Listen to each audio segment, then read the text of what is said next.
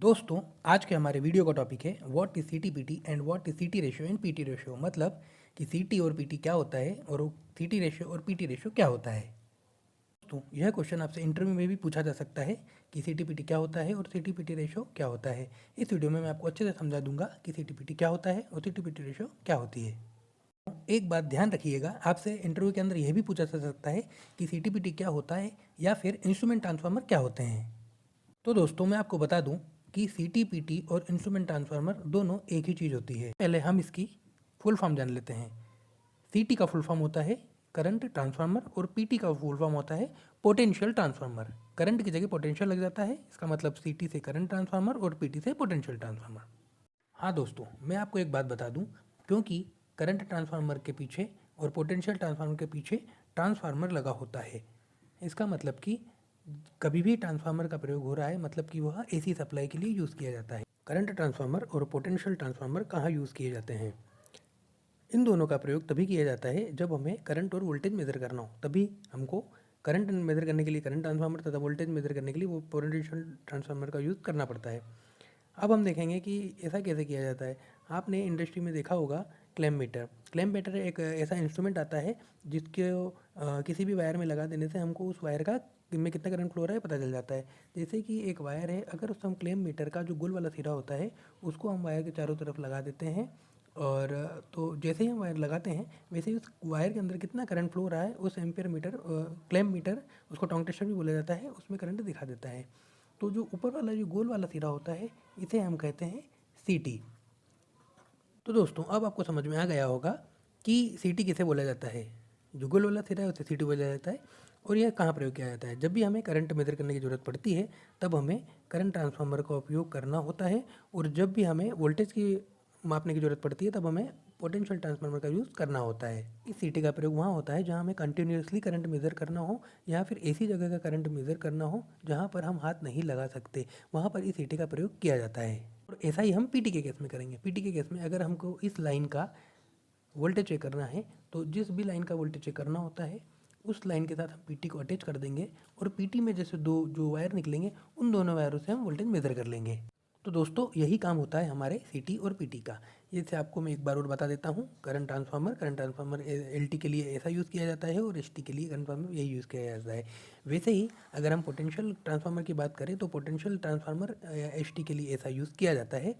और वहीं पे अगर हमको सिंबल की तरह देखना है कि पोटेंशियल ट्रांसफार्मर का सिंबल कैसा होता है, तो वही ऐसा होता है, और करंट ट्रांसफार्मर का सिंबल ऐसा होता है। किसी भी ड्राइंग में अगर हमको बताना है कि हमने सीटी लगा रखा है या फिर पीटी लगा रखा है, तो सर्किट डायग्राम में हमें सीटी का सिंबल ऐसे दिखाना होगा और पीटी का सिंबल ऐसे दिखाना होगा। तो हम यह जान लेते हैं कि सीटी और पीटी अटैच कैसे होती है। हमने यह तो देख लिया कि सीटी और पीटी होता क्या है, लेकिन अगर हम सीटी और पीटी किसी लाइन के साथ अटैच करनी हो, उसमें से एम्पियर में वोल्टेज मेजर करना हो तो कैसे करेंगे, अब हमें यह समझना होगा।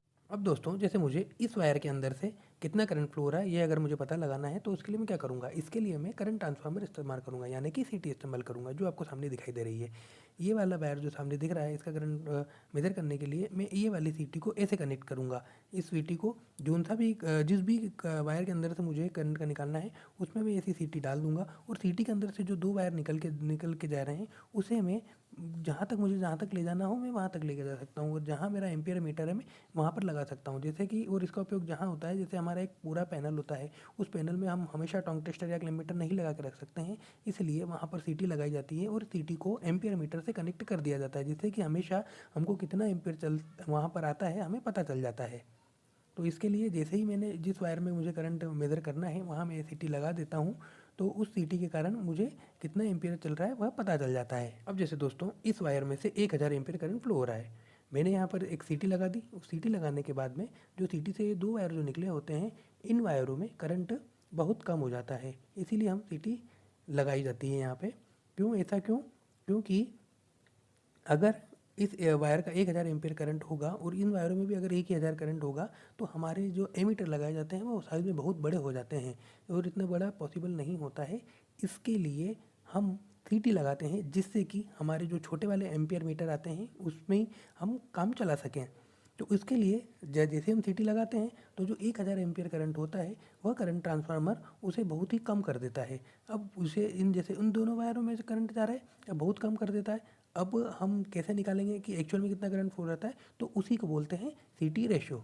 और वैसा ही पीटी में भी होता है, पोटेंशियल ट्रांसफार्मर में। वैसे ही अगर मुझे इस वायर के अक्रॉस वोल्टेज चेक करना है, माना कि 1000 वोल्टेज इसमें फ्लो हो रहा है, तो मुझे देखना है तो जैसे सीटी लगी है वैसे ही जैसे पीटी लगेगी तब पीटी में से जो 2 वायर निकले होंगे, इन पीटी के 2 वायरों को मैं वोल्ट मीटर में लगाकर वोल्टेज चेक कर सकता हूँ। जैसा सीटी ने करंट को कम किया था वैसे ही पोटेंशियल ट्रांसफार्मर वोल्टेज को कम कर देता है।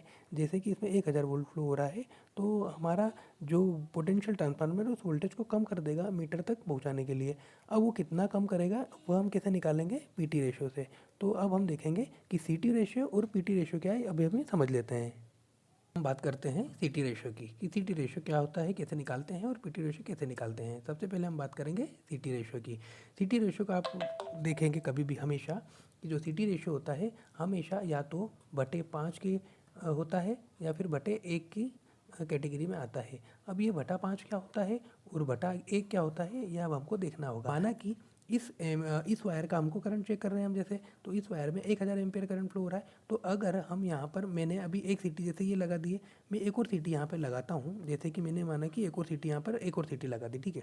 तो इस जो ये वाली जो सीटी लगी है, ये वाली सीटी मैंने माना कि लगाई 1000/5 की, और ये वाली सीटी मैंने लगाई 1000/1 एम्पियर की, ठीक है।